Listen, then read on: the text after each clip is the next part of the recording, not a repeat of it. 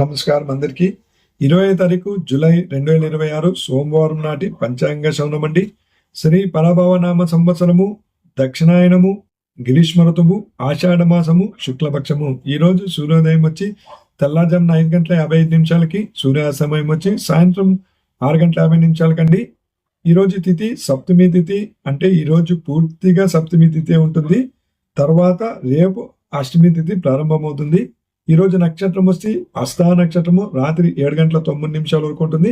తర్వాత చిత్తా నక్షత్రం ప్రారంభమవుతుంది. ఈరోజు శివ యోగము, కరణం వచ్చి గరిజీ కరణము. ఇక అశుభ సమయం గురించి తెలుసుకుందాము. రజ్యము తెల్లారుజామున 3:42 నుండి తెల్లారుజామున 5:25 వరకు ఉంటుంది. దుర్ముహూర్తం మధ్యాహ్నం 12:40 నుండి మధ్యాహ్నం 1:39 వరకు ఉంటుంది. తర్వాత దుర్ముహూర్తం మధ్యాహ్నం 3:22 నుండి సాయంత్రం 4:14 వరకు ఉంటుంది. రాహుకాలం ఉదయం 7:32 నుండి ఉదయం 9:08 వరకు ఉంటుంది. యమగండ కాలం ఉదయం 10:45 నుండి మధ్యాహ్నం 12:22 వరకు ఉంటుంది. గులికాలం మధ్యాహ్నం 1:59 నుండి మధ్యాహ్నం 3:36 వరకు ఉంటుందండి. ఇక ఈరోజు శుభకార్యాలకి శుభ సమయము. బ్రహ్మీ ముహూర్తం తెల్లారుజామున 4:19 నుండి తెల్లారుజామున 5:07 వరకు ఉంటుంది.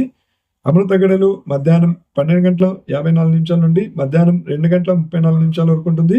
అభిజిత్ ముహూర్తం ఉదయం 11:56 నుండి మధ్యాహ్నం 12:40 వరకు ఉంటుందండి. ఇక ఈ రోజు శుభకార్యాలకి మంచిదేనా?